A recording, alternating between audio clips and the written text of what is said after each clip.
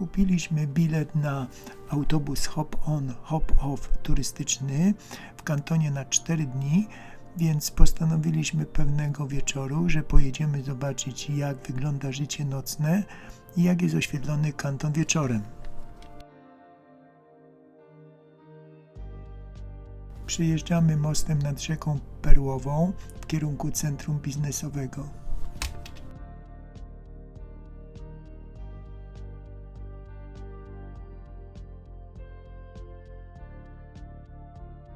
Ten czarny okrąglak to Międzynarodowe Centrum Finansowe w wysokości 439 metrów. Ten kwadratowy to Centrum Finansowe o wysokości 530 metrów.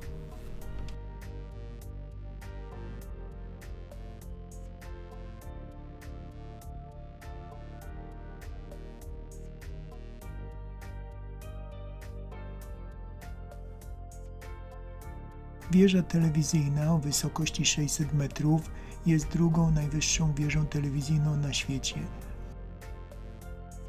Niedaleko wieży telewizyjnej znajdują się obiekty sportowe i miejsce otwarcia Igrzysk Azjatyckich.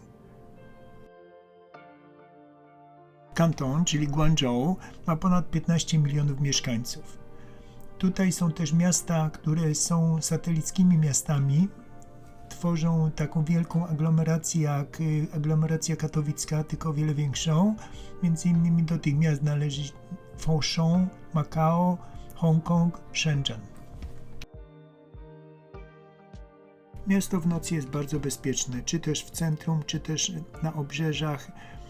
Mieszkaliśmy też przy rzece Perłowej, gdzie chodziliśmy na spacery wzdłuż rzeki. Nie było żadnego problemu ani z bezpieczeństwem, ani z nachalnością Chińczyków.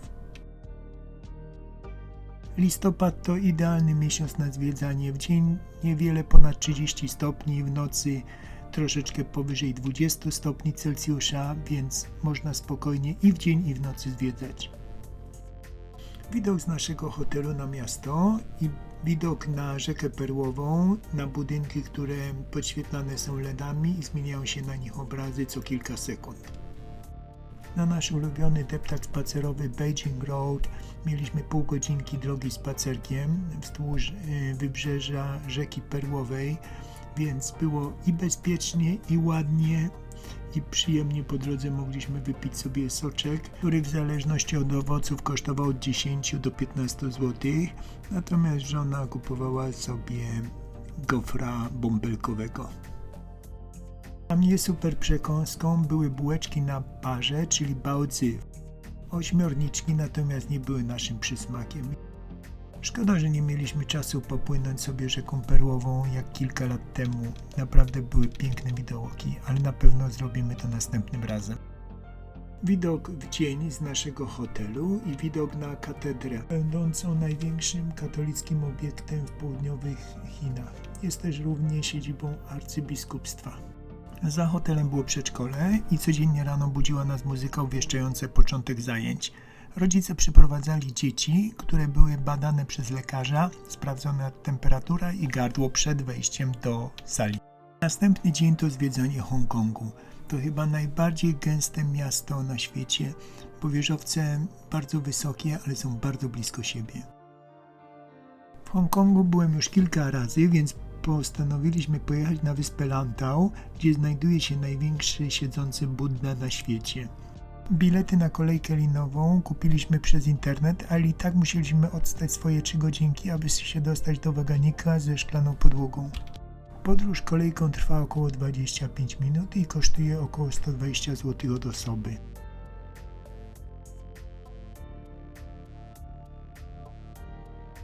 Prawa mostowo-tunelowa przez deltę rzeki Perłowej łączącą miasta Makao i Hongkong. Jechaliśmy na szczyt kolejki górą i wchodzimy przez mostek do wioski.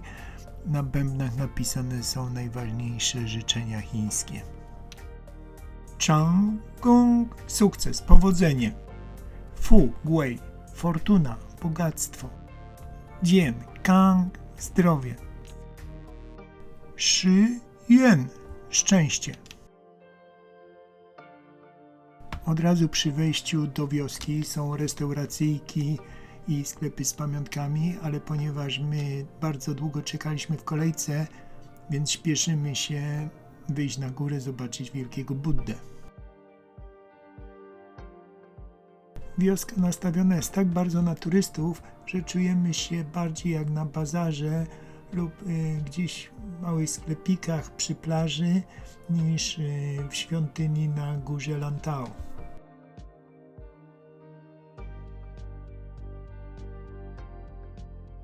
Okazuje się, że nie tylko w Indiach są święte krowy, ale w Chinach też można je znaleźć. Ta krowa była dużo większa niż te hinduskie.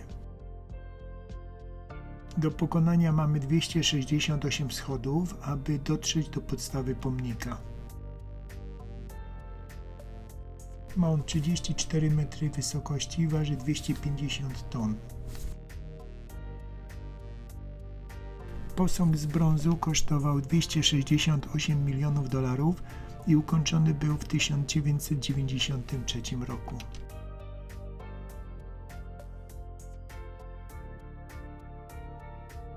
Warto pokonać te schody, ponieważ widoki są przepiękne, chociaż tłumy były tak duże, że na schodach trudno się było pomieścić.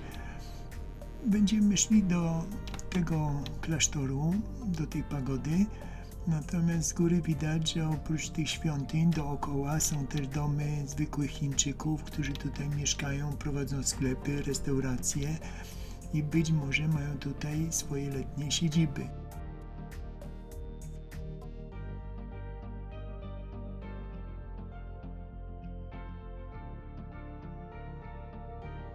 Na szczęście, czym wyżej, tym mniej ludzi. Nie wiem, może ludzie nie wiedzieli, że da się wyjść na sam szczyt, bo tutaj były chodniczki, potem były znowu schody do góry, znowu dookoła i znowu schody do góry. Także nie wszyscy chyba dotarli na sam szczyt, a widoki były przepiękne, zwłaszcza w kierunku tych wysepek w oddali i w kierunku morza.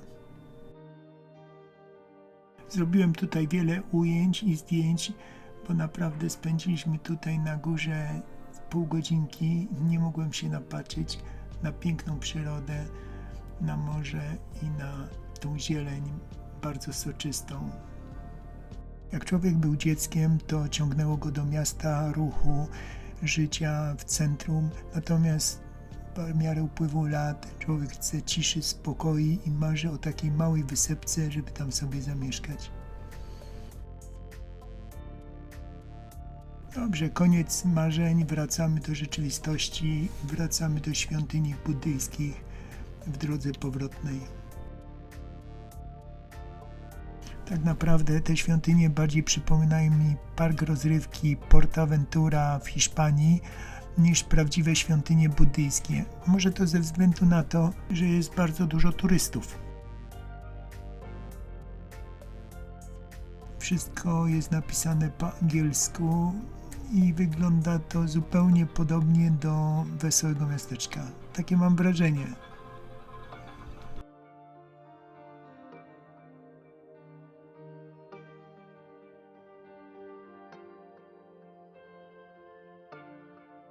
Te świątynie są tak zadbane, jakby były wybudowane kilka lat temu. Dlatego może jest takie zaskoczenie i wygląda to tak jak w parku rozrywki. W tej świątyni nie wolno palić kadzideł. Oj, będziemy chyba teraz czekać ponad godzinę w tej kolejce, aby zjechać z powrotem do miasta. Ucieczka na wyspę Lantau zajęła nam cały dzień i wracamy wieczorem do Hongkongu.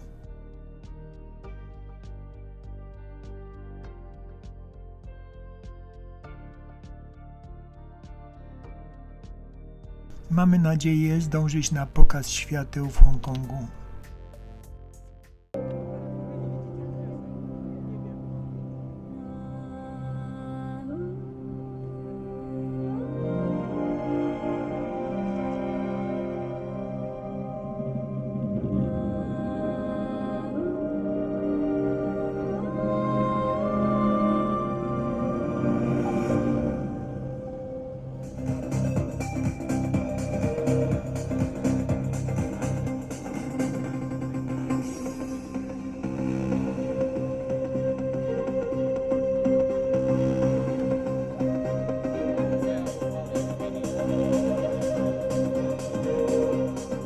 Słynny hotel Jamesa Bonda Peninsula, gdzie samochodami służbowymi są Rolls-Royce.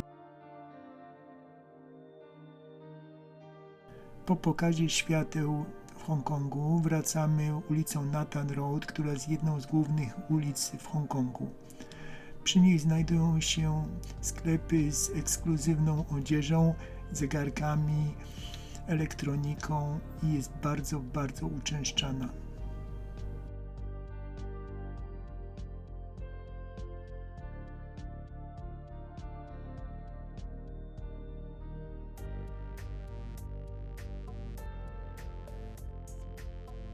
Rusztowania po prawej stronie widać. To są rusztowania z bambusa i bardzo ciekawe, sięgają nawet do 30 piętra. Wiem, bo liczyłem, będąc w hotelu naprzeciwko jest taki wieżowiec, który po prostu do samej góry 30 piętra miał te rusztowania. Hongkong jest częścią Chin teraz, a ruch samochodowy dalej jest lewostronny, mimo że w Chinach jest prawostronny. Benzyna kosztuje około 8 zł za litr. Z hotelu na targi w Hongkongu wybraliśmy się autobusem, który bezpośrednio hotel nam zapewnił.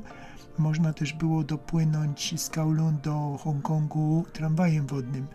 I ten sposób bardzo polecam, ponieważ widoki z tramwaju na wyspę Hongkong i na półwysep Kowloon są wspaniałe.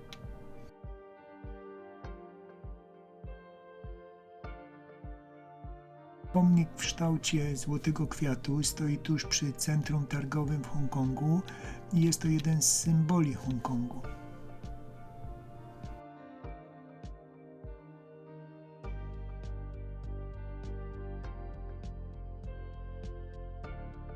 Najwyższy obecnie budynek w Hongkongu to jest Międzynarodowe Centrum Handlu. Ma 118 kondygnacji i wysokość 484 metry. Znajduje się na półwyspie Kowloon tym razem. Przy centrum targowym znajdują się też figury postaci superbohaterów lub też postaci z bajek.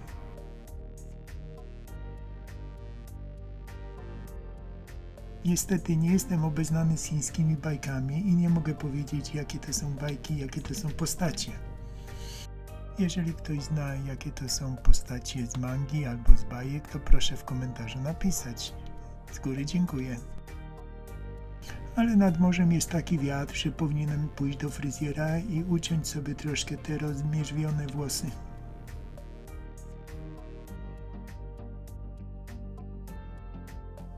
Z centrum Hongkongu wzięliśmy taksówkę, aby pojechać na Victoria Peak i zobaczyć panoramę Hongkongu. Na szczyt góry można się też było dostać kolejką szynową. Widok z góry jest niesamowity i dlatego zawsze wybieramy jakiś punkt widokowy do zwiedzania miasta, gdzie można obejrzeć miasto w całej swojej rozciągłości.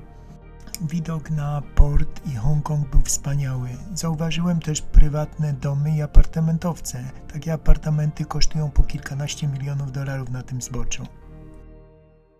Powrotną drogę wybraliśmy na piechotę. Okazała się tak stroma, że trzeba było chodzić zygzakami, aby sobie nogi nie skręcić. Ostatnia noc w Hongkongu i widok z naszego hotelu. Odpływamy z wyspy Hongkong w kierunku Kowloon. Ostatni rzut oka na centrum handlowe i panoramę Hongkongu. 88-piętrowe centrum finansowe, bardzo tani tramwaj wodny, który kursuje między Hongkong a Kowloon co 10 minut.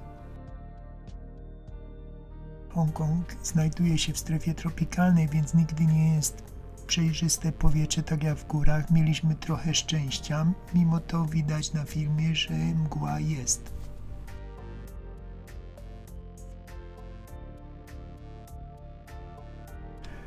Szczyt Victoria Peak, skąd każdy turysta powinien zobaczyć widok Hongkongu. Znajduje się 552 metry nad poziomem morza. Jeden z wielu statków wycieczkowych, które zatrzymują się w Hongkongu przy zwiedzaniu Azji.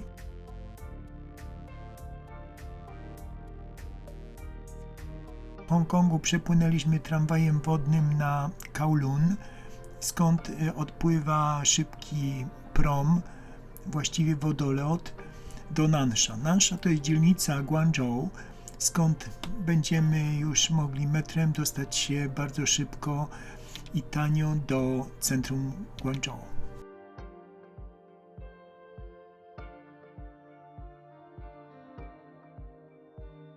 Wchodzimy teraz na stację metra Nansha. Jest to ostatnia stacja metra z Guangzhou do portu w Nansha. Tutaj za chwileczkę jest hotel, w którym 10 lat temu drugi raz byliśmy w Chinach. Wspaniały hotel, polecam, nad samym brzegiem morza. W każdym wejściu do metra sprawdzane są bagaże i są strażnicy, którzy kontrolują bezpieczeństwa. Jak widać, jest tutaj bardzo czysto i bardzo ekskluzywnie. Z portu Nansha do centrum Guangzhou jest około 60 km, co zajmuje około godziny jazdy metrem, ale przynajmniej można podziwiać po drodze małe miejscowości, które są satelitami wielkiego Guangzhou. 10 lat temu, jak byłem pierwszy raz w Chinach, właśnie w hotelu Nansha, to zastanawiałem się, dlaczego oni budują na szczerym polu 4 pasy autostrady w każdym kierunku. I okazało się, że przewidzieli, miasto Guangzhou będzie się rozrastać i te pasy będą potrzebne w przyszłości do szybkiej komunikacji. Na dzisiaj to już koniec wrażeń. Jutro mamy następny dzień i będziemy zwiedzać kanton. Dziękuję za oglądnięcie filmu do końca. Jeśli się podobał, zostaw łapkę w górę, a jak chcesz zobaczyć następne filmy, włącz subskrypcję i dzwoneczek. Proszę też o komentarze, to pozwoli poznać opinię o moich filmach. Jeśli macie znajomych o podobnych zainteresowaniach, to proszę też, aby im udostępnić ten film. Dziękuję jeszcze raz i zapraszam do ponownego oglądania innych moich filmów.